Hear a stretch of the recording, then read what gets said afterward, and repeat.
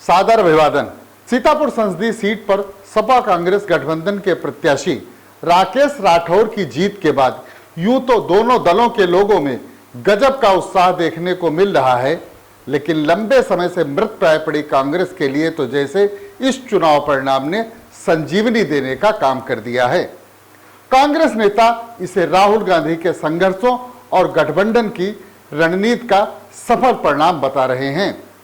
लोकसभा चुनाव में ऐतिहासिक सफलता के बाद कांग्रेस पार्टी अब अपना विस्तार करने को बेताब दिखाई देने लगी है, लेकिन उसकी इस अभिलाषा को पूरी करने में उसे नेताओं की कमी काफी हद तक अखर रही है। कांग्रेस पार्टी के तमाम दिग्गज नेता अब इस दुनिया से रुखसत हो चुके हैं, तो कुछ चोला बदलकर भाजपाई रंग में रंग चुके हैं। ऐसे में बड़ा सवाल यह है कि कांग्रेस पार्टी आखिर किसके सहारे बिखरे हुए जनाधार को वापस लाएगी। 3 दशक पहले तक हुए लोकसभा चुनाव में सीतापुर संसदीय सीट पर अधिकांशतः कांग्रेस का कब्जा हुआ करता था। इस सीट से नेहरू परिवार की सदस्य उमा नेहरू 2 मर्तबा सांसद रह चुकी हैं। इसके अलावा जगदीश चंद्र दीक्षित भी यहां से संसद सदस्य निर्वाचित हो चुके हैं। इसके अलावा कांग्रेस पार्टी ही एकमात्र इस सीट पर हैट्रिक लगाने में सफल रही है। डॉक्टर राजेंद्र कुमारी वाजपेयी ने कांग्रेस के ही टिकट पर 1980, 1984 और 1989 के लोकसभा चुनाव में लगातार 3 बार जीत हासिल कर रिकॉर्ड कायम किया। उसी के बाद उत्तर प्रदेश की सियासत में समाजवादी पार्टी और बहुजन समाज पार्टी का उदय हुआ। उनका विस्तार भी तेजी से हुआ। इन दोनों दलों ने कांग्रेस के वोट बैंक पर ही झपट्टा मारा। बसपा ने दलित वोट बैंक पर सेंधमारी की, तो समाजवादी पार्टी ने अल्पसंख्यक मतों को अपने पाले में खींच लिया।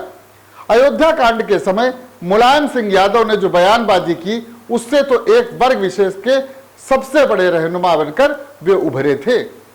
उसी के बाद सीतापुर सीट पर सपा, बसपा और भाजपा तीनों दलों को तो सफलता मिली, पर कांग्रेस कभी सफलता हासिल करने में सफल नहीं हुई। सफलता की तो बात छोड़िए, वो फिर कभी सम्मानजनक स्थिति में भी यहां नहीं पहुंच पाई। उसके बाद से 2024 का यह पहला चुनाव है जब वह गठबंधन के सहारे इस सीट पर अपना परचम बुलंद करने में सफल रही है। जो कांग्रेस पिछले 3 दशक से ज्यादा समय से इस पूरे अवध क्षेत्र में अपने अस्तित्व के लिए छटपटा रही थी, उसे इस लोकसभा चुनाव में मानो संजीवनी ही मिल गई है। सीतापुर सीट पर गठबंधन के प्रत्याशी राकेश राठौर की ऐतिहासिक सफलता के बाद उसके नेता बेहद आह्लादित हैं। लोकसभा चुनाव में सफलता मिलने के बाद अब कांग्रेस पार्टी आगामी विधानसभा चुनाव से पहले अपना विस्तार करने को आतुर है, ताकि आगामी विधानसभा चुनाव में भी वह बेहतर प्रदर्शन कर सके। लेकिन इस मकसद को पूरा करने में उसके पास नेताओं का अभाव है। कुछ एक नेताओं को छोड़कर बाकी सभी दिग्गज नेता या तो स्वर्ग सुधार चुके हैं या फिर सत्ता का लाभ उठाने के लिए दूसरे दल, खासकर सत्तारूढ़ भाजपा की विचारधारा को आत्मसात कर चुके हैं। कांग्रेस के जो पुराने नेता इस समय मौजूद हैं, उनमें पूर्व एमएलसी हरीश वाजपेयी, पंडित रामगोपाल मिश्रा, राकेश अवस्थी, रमेश राही, श्रीमती पुष्पा भार्गव, रमेश निषाद, विजयनाथ अवस्थी, आमोद मिश्रा, विनीत दीक्षित जैसे लोग ही शामिल हैं। जबकि डॉक्टर अंबा रिजवी, रामकृष्ण भार्गव, महेश चंद्र मेहरोत्रा, योगेंद्र सिंह आज भाजपा में शामिल हो चुके हैं।